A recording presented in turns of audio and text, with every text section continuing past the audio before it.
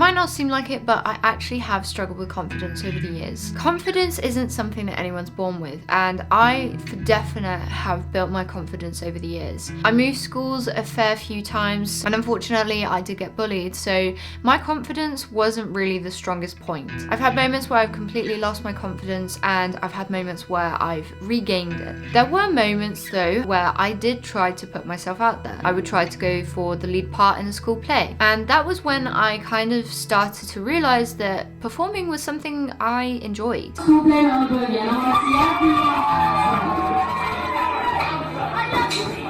So how do I get from being a shy kid that got picked on to being a confident person where here I am doing YouTube videos and putting myself out there? I've been learning what confidence is and isn't to me. Navigating my way through the space of learning how to build confidence and to really be myself, where I can be authentically me. So I'm going to share with you a few of the things that I've learned and a few tips on how to gain your confidence. Okay, so the first thing is that we kind of know that lacking confidence is very limiting. A lot of the times there may be some things that you want to do, but because you don't feel like you have the confidence to do it, you don't do it. And that already is a problem, because we want to do the things we want to do, and especially if we know that the reward is going to be greater, but it's just that barrier of confidence, then surely there's a way we can break into it. And the good news is that there is. Confidence is something that you have to find within yourself. And I know that's going to sound really whimsical and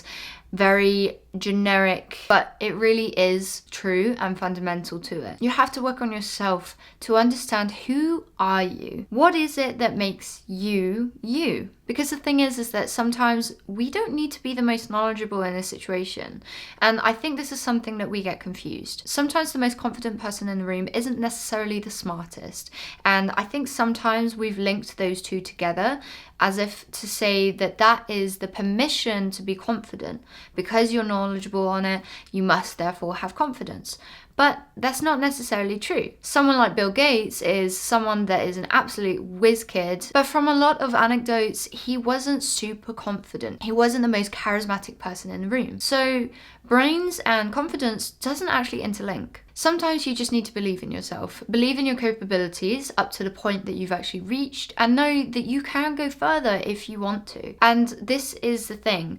When you are in a situation and you know some stuff, that's still enough to be confident with a job. The difference between confident and cockiness is cockiness brings arrogance. Cockiness is when someone thinks that they're amazing but are actually unaware of the subtleties and the flaws that they may have. Whereas confidence is someone that actually is aware of the flaws.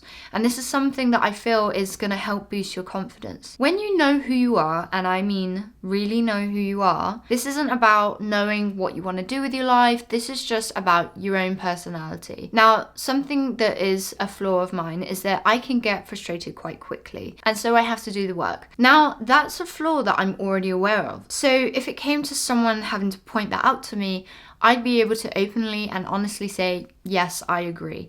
And that in itself is very, very powerful, because when you know your own weaknesses, no one can use that against you. And I know that's going to sound really bad, but unfortunately, there are people in the world that will use weaknesses against you or try to pull you down.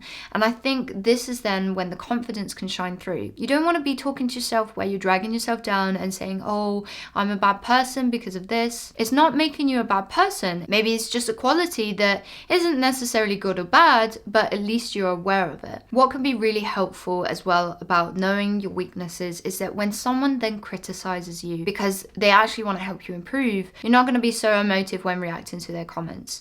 Because you're already aware, you've already acknowledged and accepted how you are. And that's not to say that it can't change. It's just that in this situation, in this moment right now, this is how I am. You then realize that you can learn something from someone's comment rather than taking it personal. And that can actually, to the other person, make you seem more confident because you're willing to actually make that progress. And that in itself is actually quite a big step. And I don't think we recognize that sometimes. That being able to acknowledge that, yes, I'm not the best at this, but we're going to work towards it, is quite a big thing, because there's a lot of people that very much struggle to admit that either they're wrong or that they have a weakness, and already you're building your character. Something to be aware of is something called the spotlight effect. Now, I did say this in my other video of stop caring. And the reason why is because there is a spotlight effect that everyone feels. When you're walking down the street, how many times do you feel like everyone's looking at you? That everyone is watching you, and if you trip up, that everyone saw it. The thing is that isn't true. Everyone feels like they have a spotlight on them, where everyone feels like everyone's looking at them. So how could it be possible that you think everyone's looking at you when everyone else thinks that they're looking at them? Seriously, most of the time people are not paying attention. So even if you make a mistake, it doesn't really matter.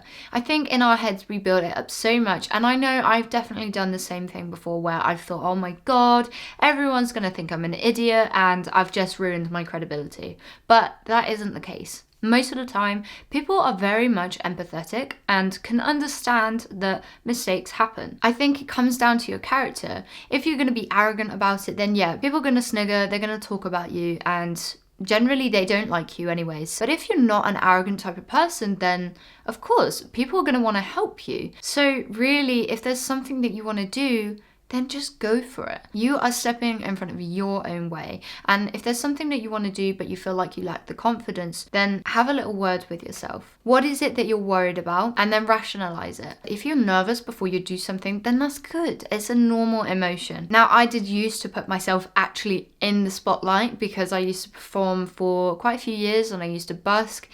And I tell you what, that alone built my confidence, because especially with busking, you're standing in the middle of the street, you're singing, you're putting yourself out there, and I tell you what, 60% of people are not watching. They just walk straight on by, they're in their own worlds because they're on their way to somewhere else that is more important to them.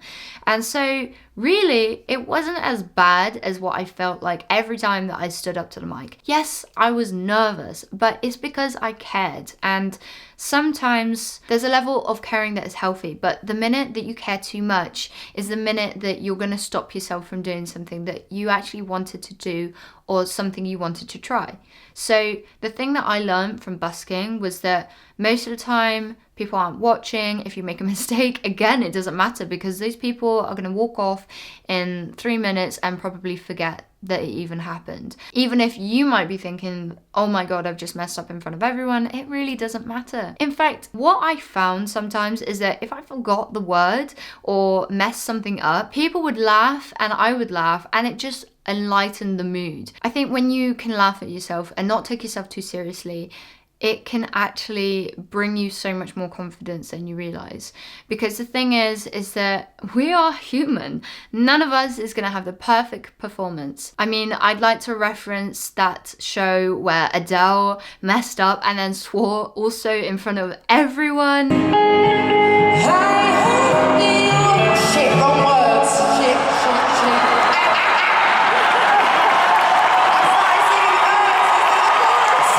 This is someone that we're expecting to be an amazing performer, and yeah, she is, but the fact that she could laugh at herself made her even more relatable.